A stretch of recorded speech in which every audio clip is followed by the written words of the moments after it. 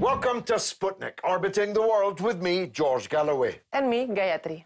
Chris Eubank was the champion of the whole wide world, and so is his son.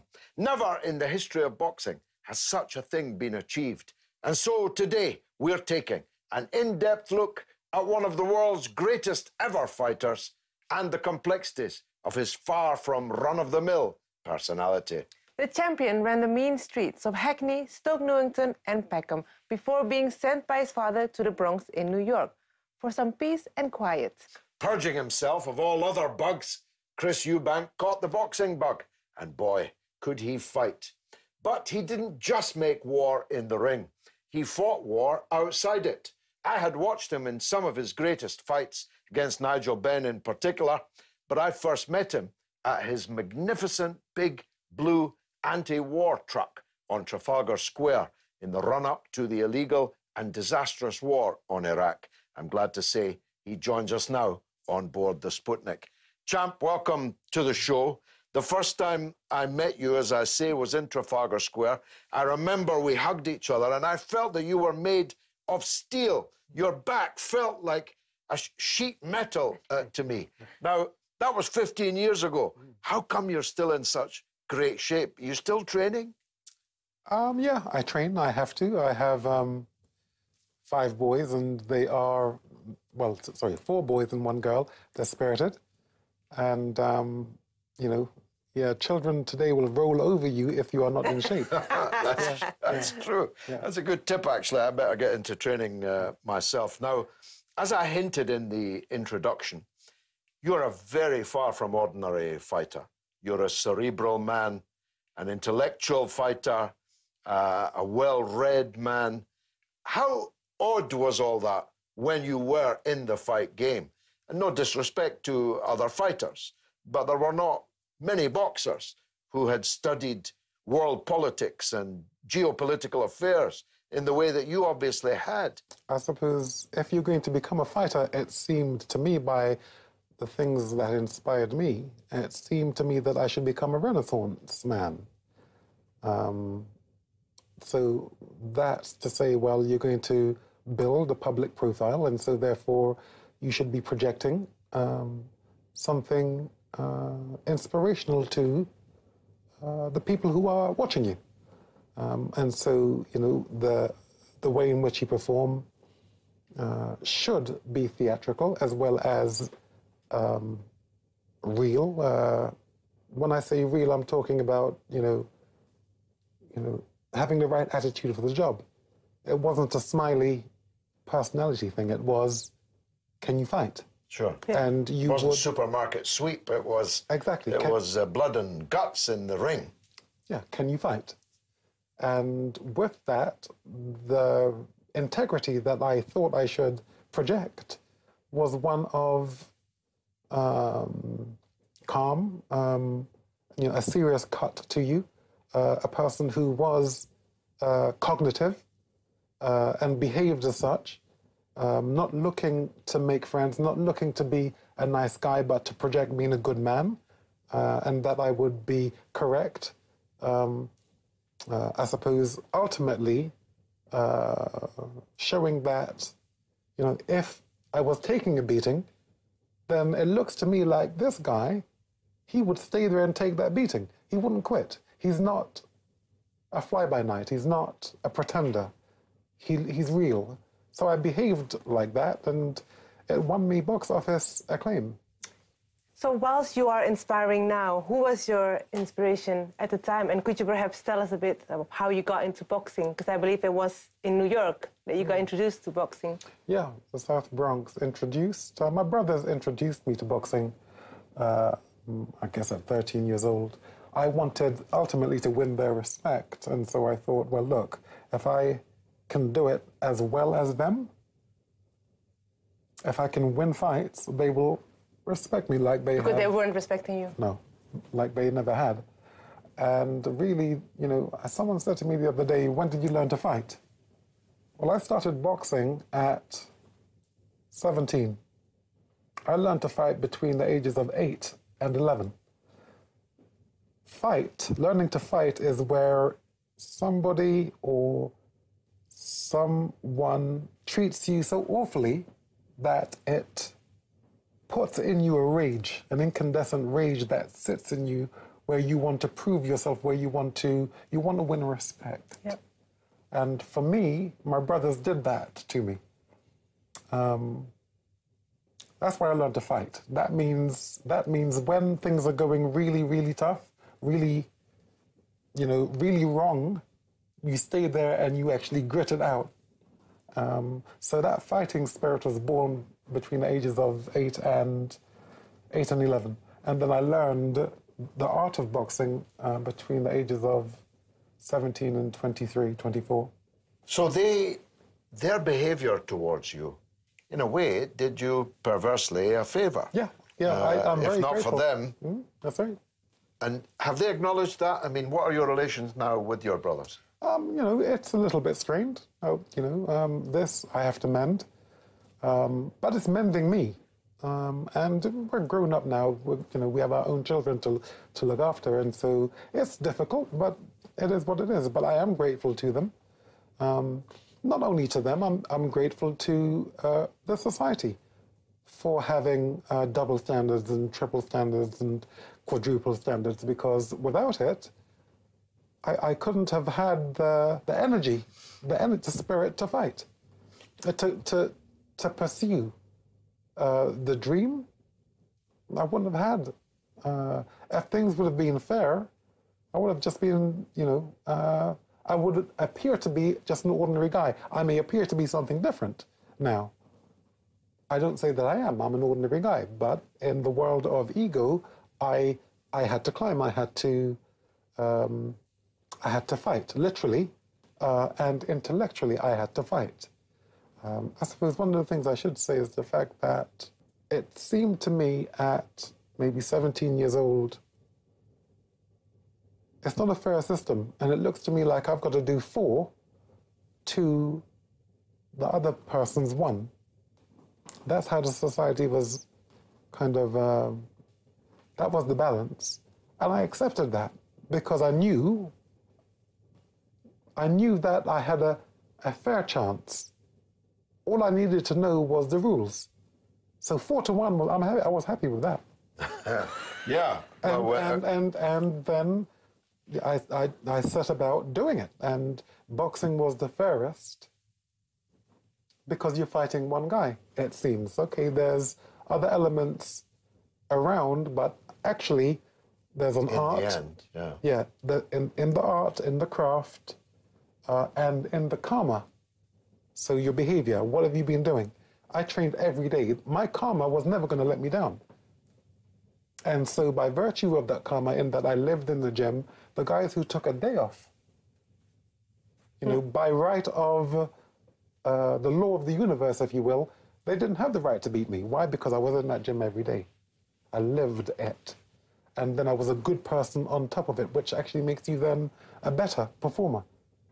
So you were poor, you were black, you were young, with older brothers. But all of these assets that you've just mentioned, were assets, and they were looked. I knew they were assets because I knew that it was hunger that was going to be my nutrition. It's going to be your fuel, yeah. That was going to be my fuel. Whereas the guys who actually had support, they couldn't beat me because they weren't hungry. They were using the game. They were playing a game. I was actually, this was my life. Yeah. So that's why they couldn't beat me. Now, look, you mentioned rage and anger and the beauty of boxing. I'm a boxing fan. I was a boxer. My great-grandfather was quite a famous boxing trainer in Scotland. the art of boxing is to channel anger and channel rage in a scientific way, in a systematic way, not wildly fighting out in the streets, but fighting in a ring with rules of what you can do and what you can't and so on. Do you still see boxing that way? Do you still see it as a noble art? Oh, absolutely, yeah. Nothing more noble. Because you were wrongly quoted, I know that, but tell the viewers, as saying that boxing was a mug's game. You didn't mean that at all. Well, okay, a mug's game. You know, boxers are effectively slaves. And the people who are controlling and managing and promoting, you know, they are doing a business. It's a business for them. For the fighters, it's a way of life.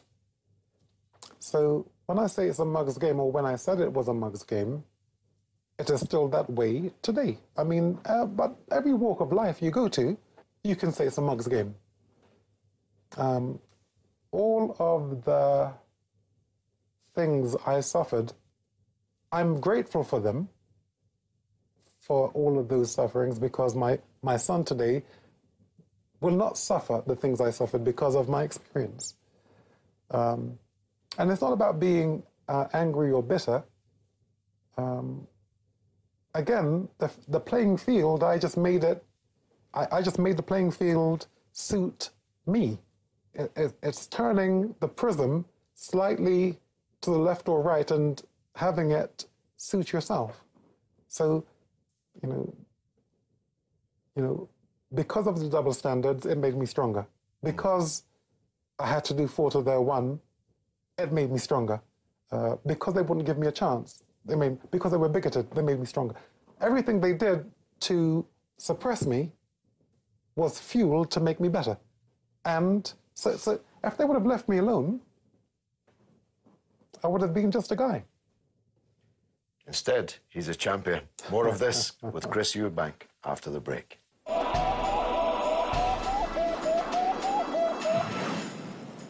Welcome back to Sputnik, where we're examining a life of fighting with the champion himself, Chris Eubank. Chris, you were saying before the break that your son, Chris Jr., has not faced the oppression that you did. But if that oppression made you champion of the world, how come he's so great? Well, he isn't great yet. He's got it to do, and you know, my job is to clear the obstacles so he can actually prove just that, and I believe he will. It's a different dynamic with this, with his generation. It was tougher for us, but he seems to have actually, I don't know, maybe it was the 3 to 4 years that he kept on asking me whether he could box, and me constantly telling him no. Maybe that is what inspired such brilliance, because he has brilliance. And I know now for the last 5.5 years I've been saying just that, no one could hear me. And I thought maybe because of my own ego, I thought people would believe what I was saying about Junior.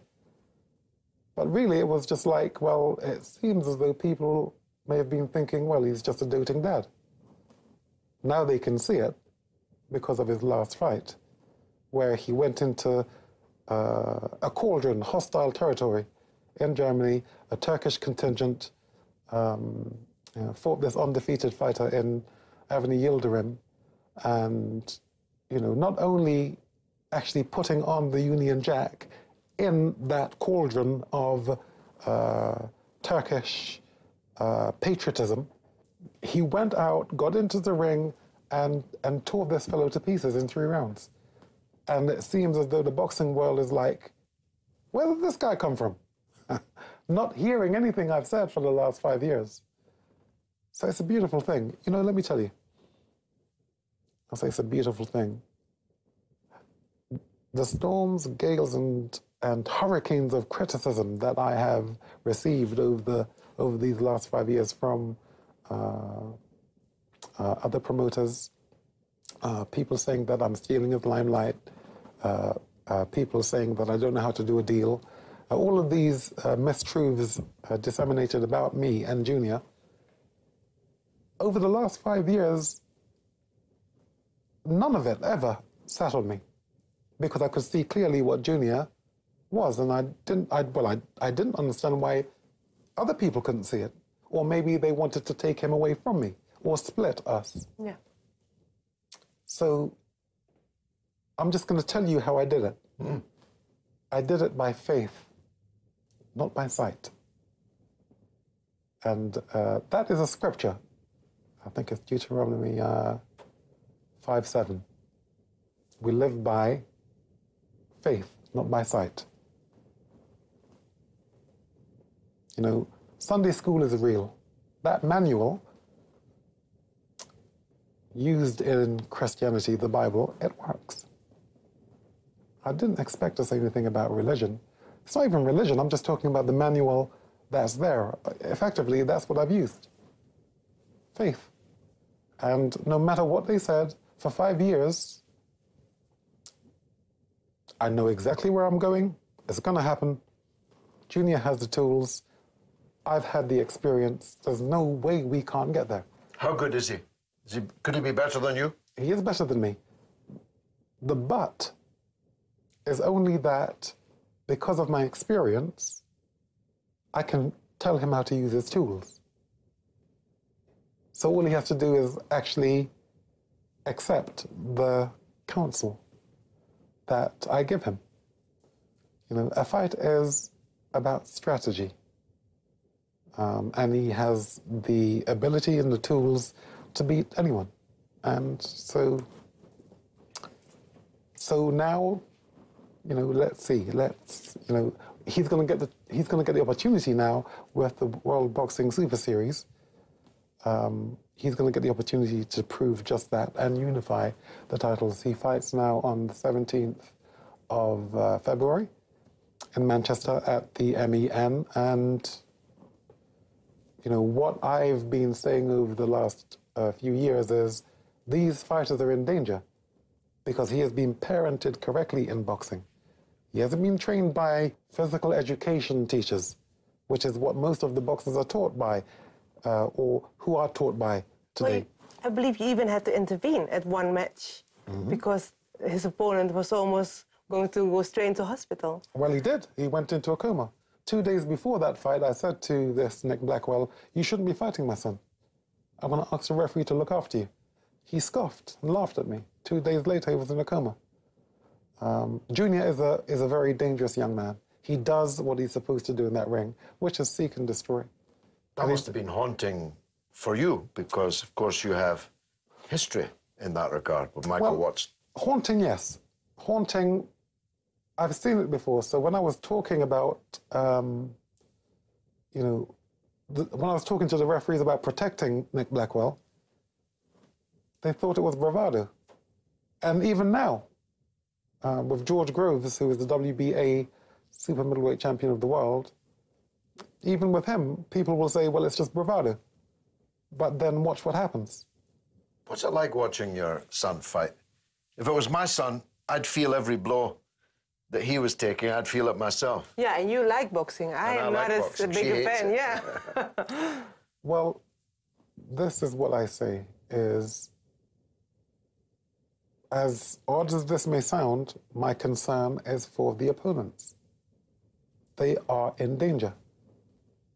Well, you knew my cut as a fighter. Yes. Okay, so I was fierce. I had pure integrity. If I was taking a beating, I would stay there and take it. And there was reasoning behind all of this. The reasoning was the prerequisites to being a whole person. And those prerequisites, they revolve around manners, morals, a moral compass, respect, respecting your elders, respecting your parents, integrity, dignity, love, the application of common sense, character, strength of character, punctuality, all of these prerequisites, these principles, it makes your spirit something which is, you can't contain that spirit. So when you're fighting someone like Junior, that's what you're fighting. They're not just fighting Junior, are they? They're fighting you too. They're fighting your history, your achievements. Your name.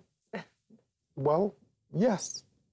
But most importantly for them, it's not... They're fighting him, yeah. They're fighting him, and I was far kinder as a fighter. I had this ability to show mercy. Junior doesn't have that ability. That's why in that particular fight I had to say to him, leave his head alone, go to the body. Which is what I'm always telling him while he's sparring. So it's all of these principles, these prerequisites that if you put this into a young man,